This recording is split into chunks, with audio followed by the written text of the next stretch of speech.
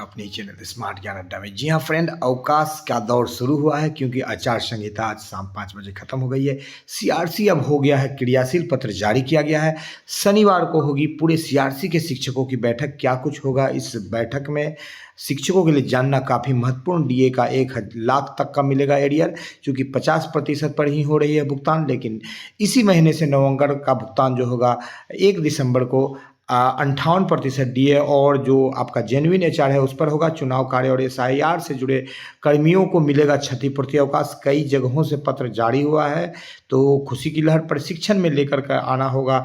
ये सभी दस्तावेज इस समय के बाद एमडीएम पर नहीं हो मिलेगी राशि, और इन शिक्षकों को मिला वेतन संरक्षण का लाभ। साथ ही साथ शिक्षा जगत के प्रमुख हलचलों के साथ सीधे चलेंगे अगले स्लाइड पर और देखेंगे क्या कुछ खबरें निकल करके आ रही है शिक्षा जगत के गलियारे से। जी हाँ फ्रेंड, उससे पहले एकमात्र गुजारिश, वीडियो को लाइक कर दे, चैनल पर नए हैं या अब तक सब्सक्राइब नहीं किया है तो सब्सक्राइब कर दे। चलेंगे अगले स्लाइड पर और देखेंगे क्या कुछ खबरें निकल करके आ रही है। जी हाँ फ्रेंड, तो ले लेते हैं एक महत्वपूर्ण स्लाइड और देख लेते हैं आज के प्रमुख हलचलों को। जी हाँ फ्रेंड, आज रविवार के इस सुपर संडे में आप देख लीजिए कई महत्वपूर्ण हलचल निकल करके आ रहे हैं, जिनसे रूबरू होना आपको बिल्कुल ज़रूरी है, लाजमी है। तो बिहार में आदर्श आचार संहिता खत्म हो गया है आज शाम 5 बजे, यानी 16 तारीख को आज शाम 5 बजे आदर्श आचार संहिता का समापन हुआ है।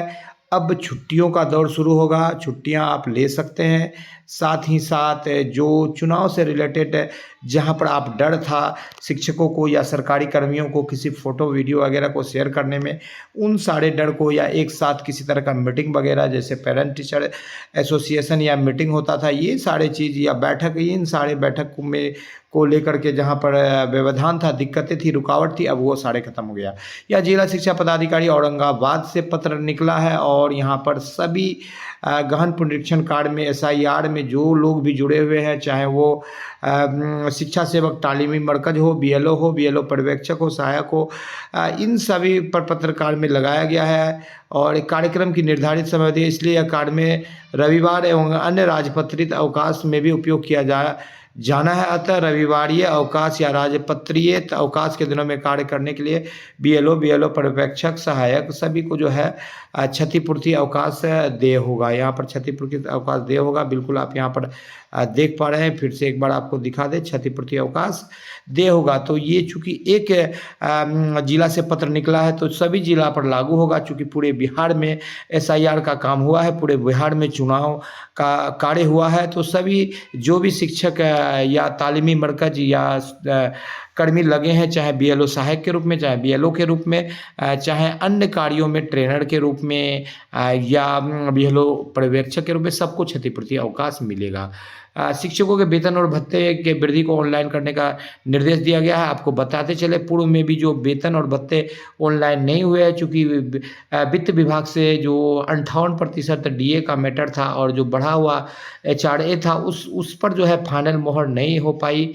चूँकि शिक्षकों का जो वेतन का जो स्ट्रक्चर दिया गया है सरकार के द्वारा, वो 7th पे कमीशन के अनुरूप जो ABCD जो ग्रुप में जो वेतन है उसके अनुरूप नहीं है।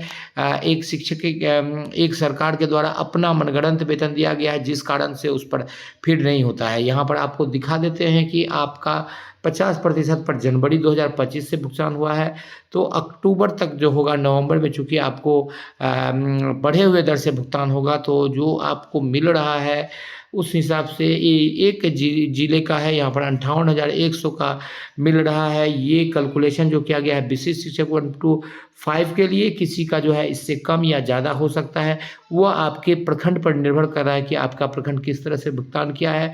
और कुछ जिले हैं जहाँ पर कि 58% डीए का भी भुगतान हुआ है, तो वहाँ एरियर नहीं मिलेगा। कहीं कहीं की जो है अलग स्थिति है, 50% से अलग 53 या 55% पर भी भुगतान हुआ है, तो वहाँ भी डीएल की राशि अलग होगी। तो मिला जुला कर ये मानकर चल रहे हैं कि जिनका 50% पर भुगतान अब तक हो रहा है, उनको लगभग 90 से 1 लाख के बीच में, 90,000 से 1 लाख के बीच में 98,100 जो 1 to 5 के शिक्षक हैं, उनका जो है एरियर बन रहा है। तो इसी रेंज में सबका एरियर बनेगा और बनवा लेना है। इस बार अकाउंटेंट से चुनाव जीतने वाले में 53% विधायकों पर आपराधिक मामले और 90% करोड़पति। तो जो करोड़पति हैं और अरबपति बनेंगे। यूडाइस 2025 से 26 की प्रगति की समीक्षा हेतु बैठक में भाग लेने के संबंध में आपको बताते चले। यूडाइस का जो पोर्टल है जिसमें देश भर में एक यूनिक आईडी दिया जाता है छात्रों को, जो कि जिस तरह से आधार कार्ड एक यूनिक होता है सभी लोगों के लिए व्यक्तिगत, उसी तरह से यूनिक आईडी होता है। स्टूडेंट का इनरोलमेंट नंबर दिया जाता है और उस इनरोलमेंट नंबर को लेकर के ईपीजीपी और एफपी जो है अपडेट करना होता है। तो कई ऐसे प्रखंड हैं या कई ऐसे ज़िले हैं जहां पर कि अभी तक 100% अपडेट नहीं किया गया है। तो इस बाबत जो है बैठक की जा रही है और आप अभी भी यदि 100% नहीं किए हैं तो अपने विद्यालय का कर लें, ताकि आप पर कोई गाज न गिरे आने वाले समय में। प्रधान शिक्षकों को वेतन संरक्षण का लाभ दिया गया। कहीं ना कहीं सरकार प्रधान शिक्षक जैसे एक गरिमामयी पोस्ट को भी यहाँ पर जो है ढाक के 3 पात के तरह जो है यहाँ वेतन संरक्षण ये वो दे रहे हैं। जबकि पूर्व अपर मुख्य सचिव माननीय के पाठक के द्वारा प्रधान शिक्षकों के वेतन निर्धारण हेतु जो लिखा गया था कि 2021 की यह वैकेंसी है, तो वित्त विभाग के सलाह से इनका वेतन को निर्धारित किया जाएगा। और यहाँ पर जो है चूँकि वेतन काफ़ी जो बहाली हुआ काफ़ी लंबे समय के बाद हुआ, तो सरकार अभी भी लीपापोती करके वेतन संरक्षण इन प्रकार जो है प्रधान शिक्षक जैसे गरिमामयी पोस्ट को भी जो है बिल्कुल कहा जाए कि मिट्टी पलित कर रही है, तो कोई आशयोक्ति नहीं होगी। उनको एक मर्यादित जो है वेतनमान नहीं दे रही। कम से कम यहाँ पर 35,000 से लेकर के 40,000 तक वेतन प्रधान शिक्षक को मिलना चाहिए। जैसा कि 7th पे में जो वेतन है प्रधान शिक्षक जो है ग श्रेणी में आते हैं और 44,700 का वेतन उनका जो है ओरिजिनल वाजिब उनका वेतन है। प्रशिक्षण में टैक्स शिक्षकों को जो है कई सारे दस्तावेज को लेकर के आना है। टीए मिलने का प्रावधान है। टीए के लेकर आपको लगभग 300 से लेकर 500 रुपये तक की राशि मिलती है। पैन कार्ड पासबुक की छाया प्रति लेकर के आना है। साथ ही साथ जो है आधार कार्ड को भी लेकर के आना है, ताकि जो है आपकी टीए की राशि मिल सके।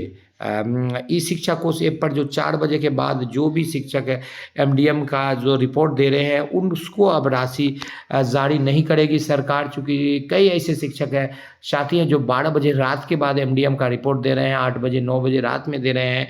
आपको एमडीएम का रिपोर्ट जो मध्यांतर का समय है उसके दौरान या उसके बाद यानी 12:30 के बाद आप दे सकते हैं। 12 बजे आपका मध्यांतर होता है, 12:30 के बाद उससे पूर्व आप संधारित कर सकते हैं छात्रों की संख्या। और आप ये प्रयास करें कि आप 1 बजे से 4 बजे के बीच में यदि देते हैं तो बिल्कुल आपके लिए बेहतर होगा।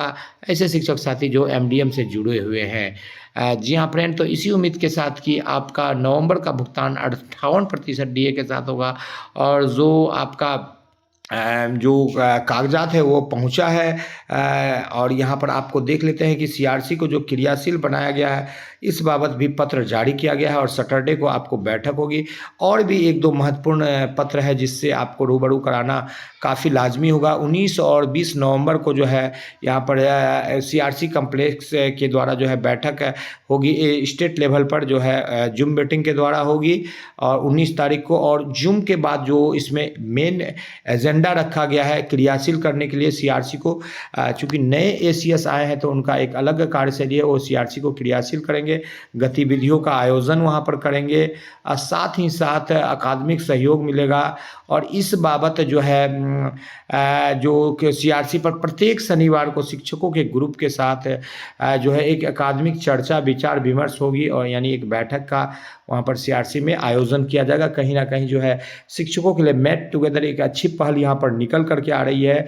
ज्ञान का जो है आदान प्रदान होगा, 2 वे कम्युनिकेशन होगा, जिससे शिक्षकों की जो भी डाउट्स है जो भी दिक्कतें हैं वो दूर होंगी और कहीं ना कहीं गुणवत्तापूर्ण शिक्षा के क्षेत्र में एक बेहतर यहाँ पर जो है पहल किया गया है और बीएलओ को यहाँ पर अवकाश मिला है। और आपको ये भी बताते चले फ्रेंड कि जो है यहाँ पर एक पत्र जारी किया गया, आपको दिखा देते हैं, जिसमें एचआरएमएस पोर्टल पर जो आपकी जो है संविधान के अनुच्छेद 309 के परंतु के अधीन अधिसूचित किया गया उक्त के सभी विशिष्ट शिक्षक विद्यालय अध्यापक की नियुक्ति की गई। 7वें वेतन आयोग के तहत भत्ता दे है उनको और ये सारे भत्ते जो है एचआरएमएस पोर्टल पर अद्यतन करने की कार्रवाई की गई है। चूँकि 50% डीए मिल रहा है जिसको 58 करना है। एचआरए में भी काफ़ी ज़्यादा कटौती की गई है उसको भी अद्यतन करना है। इस बाबत जो है यहाँ पर पत्र जारी कर दिया गया है और विभिन्न कार्यों में जुड़े जैसे समाहरणालय वगैरह से भी पत्र निकला है। 1-2 पत्र को आपके सामने रखना चाहेंगे जिसमें कि आपको क्षतिपूर्ति अवकाश देने की बात कही गई है। तो मिला-जुला कर ये कहा जा सकता है कि जो क्षतिपूर्ति अवकाश की जो बात है, वो चुनाव से जुड़े सभी कर्मियों को जो लगातार संडे मंडे के को देखते हुए किए हैं। यहाँ पर देखिए यहाँ भी क्षतिपूर्ति अवकाश देय होगा कि आरटी टीम में जो क्विक रिस्पॉन्स टीम में काम किए हैं 14/11 को उनको विरमित किया गया है। कुछ लोग इससे प्रिजाइडिंग के भी ड्यूटी में चले गए P1, P2, P3 के। तो अब सभी जगहों से जो भी लोग शिक्षक साथी एडवोकेसी करते हैं वो अपने प्रखंड शिक्षा पदाधिकारी या जिला शिक्षा पदाधिकारी या समाहरणालय से इस तरह के पत्र को निकलवाएं। चूँकि आपसे छुट्टी के दिनों में काम किया गया है लिया गया है तो जो आपको कानूनी प्रावधान के अंतर्गत आप उस क्षतिपूर्ति अवकाश का उपयोग करेंगे। और क्षतिपूर्ति अवकाश की सबसे बड़ी खासियत यह है कि जिस डेट से वो निकलता है उससे आने वाले 1 साल तक वो वैलिड रहता है। तो वो जो है आपका दिसंबर में समाप्त नहीं होगा, जो कि आपको बहुत बड़ा इसका लाभ मिलेगा। आप अपने जो महत्वपूर्ण कार्यों में इसका उपयोग कर सकेंगे। जी हाँ फ्रेंड, इसी उम्मीद के साथ कि आज का अंक आपको पसंद आया होगा। वीडियो को लाइक कर दें, चैनल पर नए हैं या आप तक सब्सक्राइब नहीं किया तो सब्सक्राइब कर लें।